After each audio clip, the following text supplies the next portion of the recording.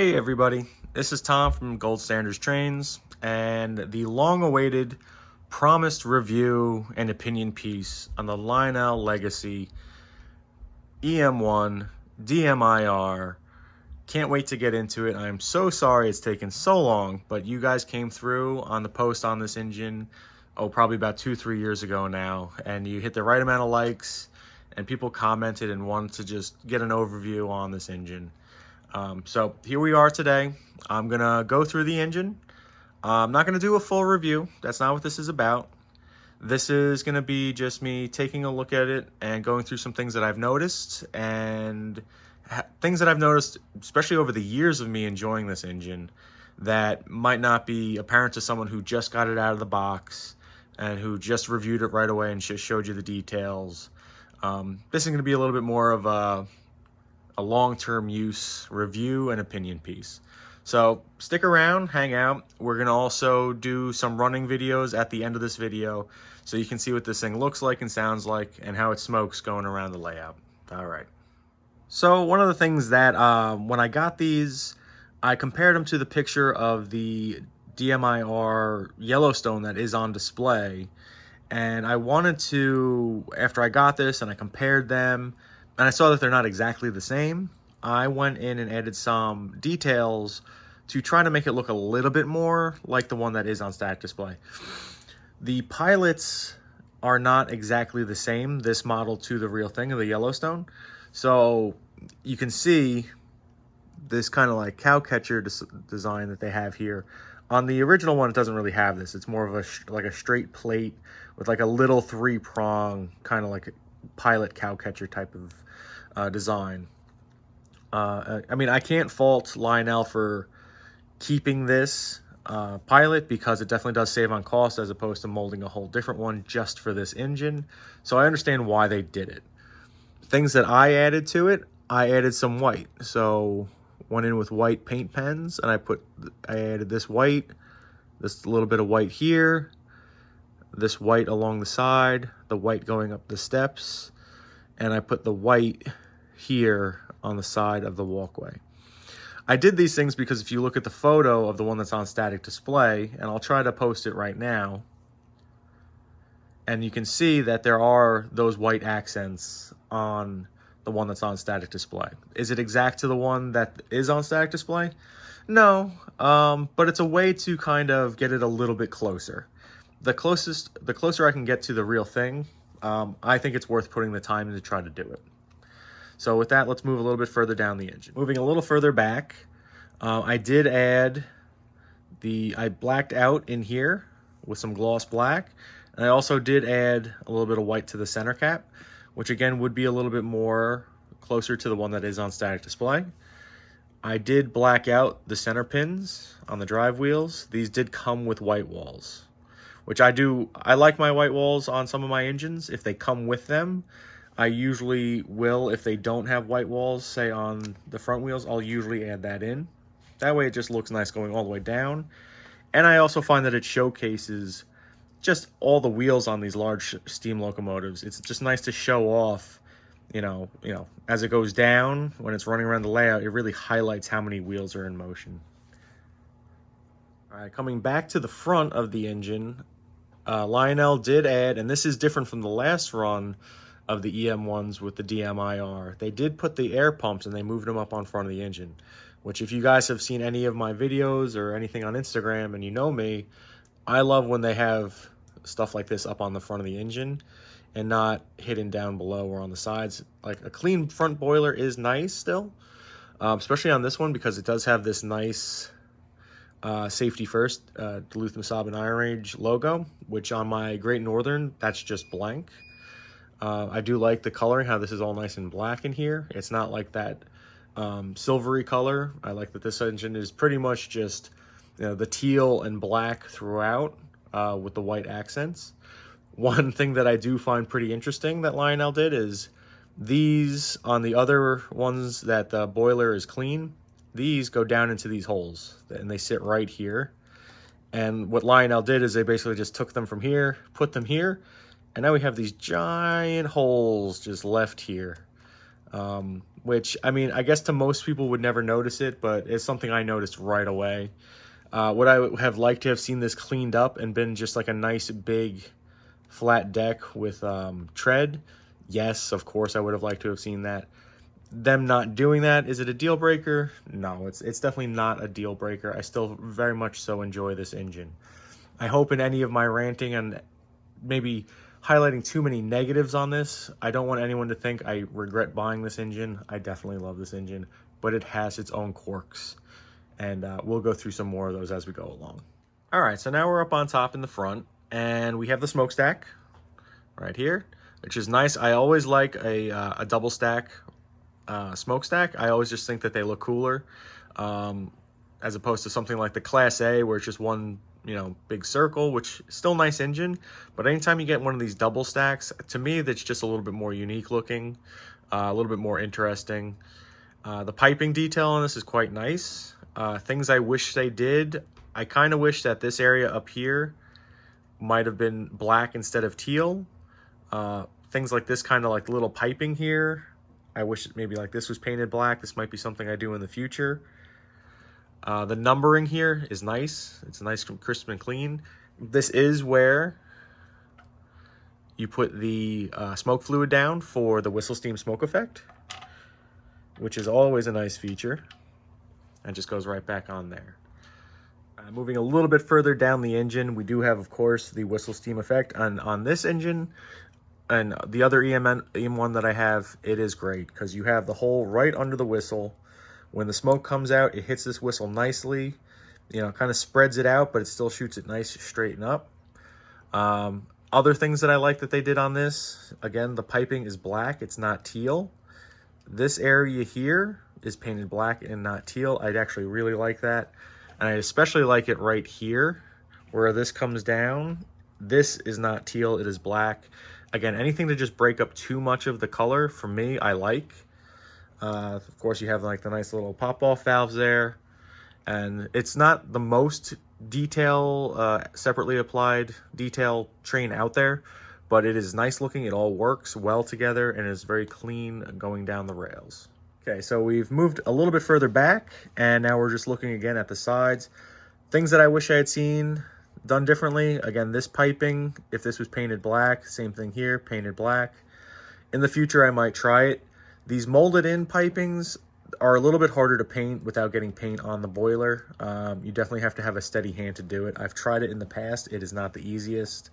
Same thing here. These details in here, if they were just painted black as opposed to teal, they stand out much more. A little bit more enjoyable. Again, to most people, you might not notice these things and might not care. For me, once you start getting into this scale and you start really looking at the models that you're getting instead of just running them, the little things like this kind of start to add up on whether or not I consider an engine top tier, mid tier, and low tier. Again, these are just details that have nothing to do with the running of the engine, the performance of the engine. It is just things that, again, I would just like to have seen done a little differently. All right, so taking a look inside the cab, I mean, there's a lot of nice detail to it. It's molded in, and nothing's really painted, so none of the gauges or piping are painted to kind of highlight them. But that being said, like, eventually I can get in here, add some paint and color to the dials and the gauges, and it will really make this area stand out, I feel.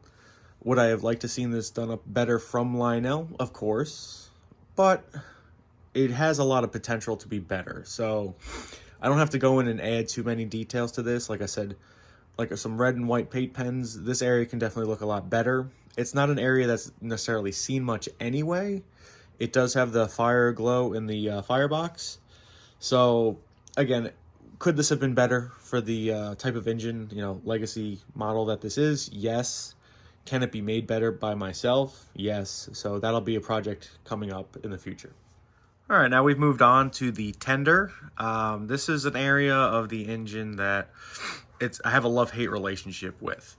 One of the reasons why I've always liked the DMIR is because on the tenders, you get these nice big emblems that run the whole length.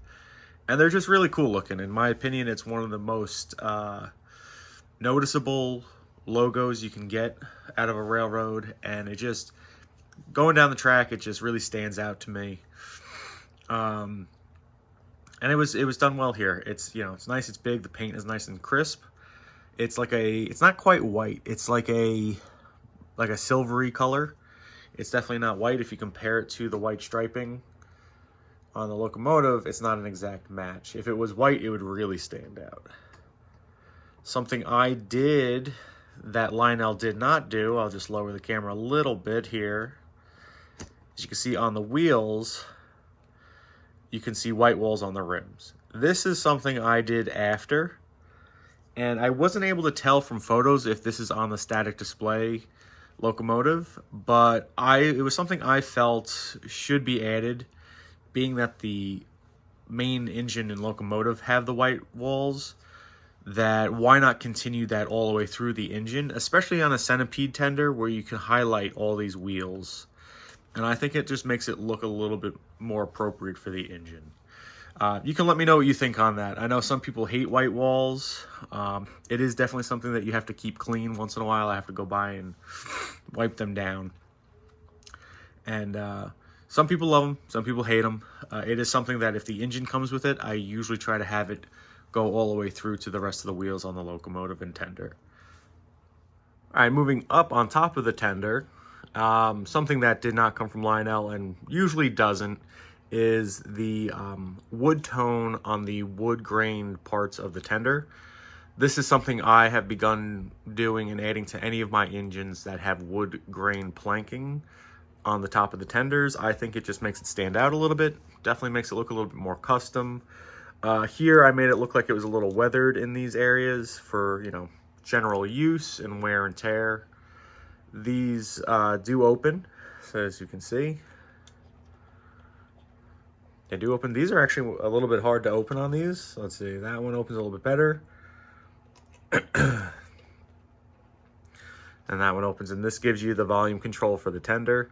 This is when Lionel was still putting manual volume controls in the tenders. Lionel has gone away from that since about, I think, 2020, 2019, around there. Which I'm actually sad to see that go. I really liked being able to turn these down. I usually don't like to run my locomotives too loud. I generally only run my locomotives loud and accessories loud when I'm filming videos. For general enjoyment for myself when I'm hanging out in my basement area, I usually have the volumes pretty low. Still some noise, but a nice low tone as to not be too loud. Yes, your eyes are not fooling you. These are two Lionel Legacy tenders, Centipede tenders. So this is kind of one of the things that for me kind of bugged me about this engine, especially having previously owned a Lion Master Challenger. I believe that that's exactly what this tender is from. I believe this is a Lion Master tender. This is a Vision Line Centipede tender. I will point out, and others have pointed out to me, that this one is a multiple stanchion one, and this is a 3-stanchion handrail tender, which if you go back and look at the art in the catalog, it did show a 3-stanchion handrail tender. But if you look at the art, the tender in the rendering with the engine is much taller than the cab, whereas this, when it's paired, is lower. So this is definitely not a full-scale tender in my opinion, as opposed to sitting next to one that is a tender that is full-scale. I have had people tell me that this is the correct size tender, and it was a smaller Centipede tender that was on the Yellowstones. So, I mean, if that is the case, Lionel didn't get it wrong, if that is the true case. I don't know what it is, so I can't really speak if they got it right or wrong necessarily, but I was expecting a larger tender. Especially when you compare it to the other tenders that came on the EM-1s that were not the Centipede tenders. I thought the Centipede tender was going to be the same length, at least, if not a bit longer than the other style tender. When you pair this, and I'll show you,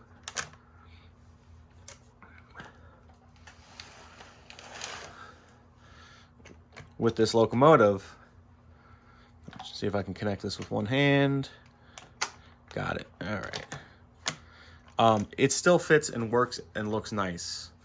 So, and I'm sure it'll run around no problem. This spacing is fine. To me, this tender still looks very good with this engine.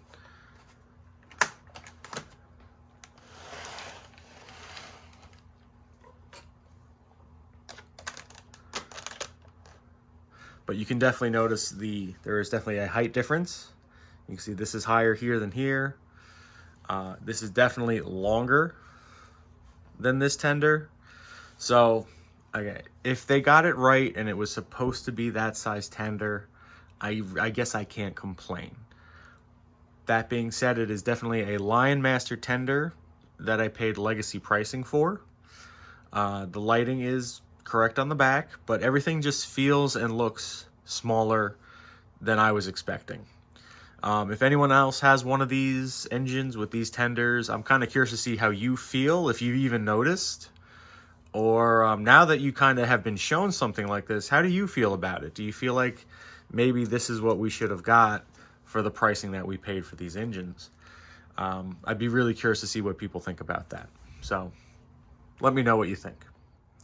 Okay, one other thing I wanted to point out, kind of like another thing that I would like to have seen, and I will potentially do in the future, is I had mentioned before that the smokestack is one of these areas that I think is really nice on this engine.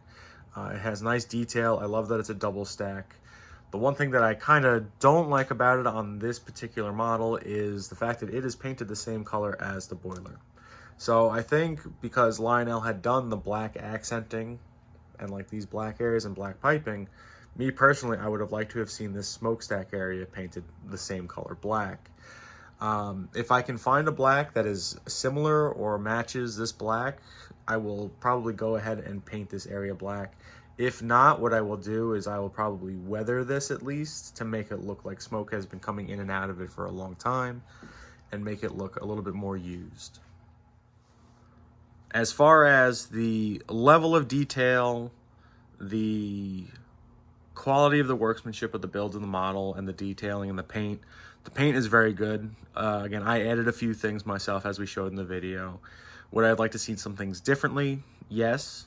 But overall, it's a good quality build. It is an interesting engine. It does have separately applied details. It does have wonderful running gear. It definitely highlights and showcases basically the beauty of what an articulated steam engine is by having these wheels done up in white walls as it goes around the layout. It'll definitely, to somebody who does not know, what these engines are, I've had people come over and when this train is on the layout, they all gravitate towards this one. One, for the color. Two, because again, it just highlights what these engines are with just wheel after wheel after wheel after wheel, just all the way down the gamut, even when you get into the Centipede tender. I would highly recommend either version of the EM-1, whether it is the Centipede tender or the standard EM-1 tender, for anyone to pick up. It is 072 curves for this, so it doesn't fit on every layout, but they're a great engine. They came in a nice variety of liveries in the last catalog, and I'm sure there's something for somebody out there, even if it's standard B&O in black, or if you liked the Denver, Rio Grande, and Western Green, the Northern Pacific, again, like a grayish color with a red cab, and then, of course, the DMIR with the teal that we have here. It doesn't disappoint. All right, so we have the EM-1 lined up. We have it with a nice consist behind it, and I'll show you what this thing can do going around the layout. Hear some of the sounds, see the smoke and everything, and see how it runs, and try to get some different angles for you so you can really appreciate what this engine can do and how it looks. So with that, let's fire it up. This is the dispatcher. Do you copy? I copy that. Over. Start up and get ready to move. Over. Yes, sir. We'll fire her up. Out.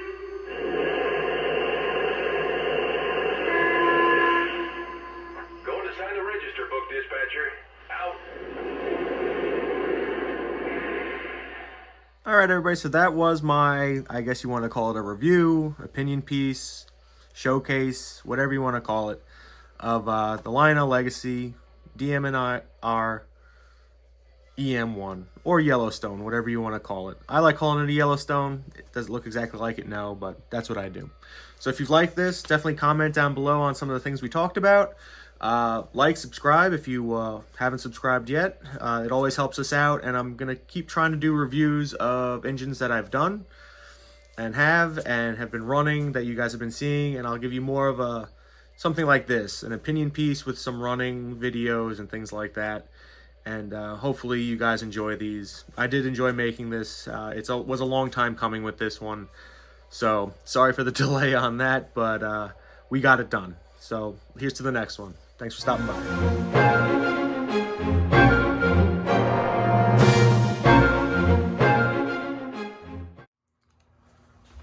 So the Duluth, no.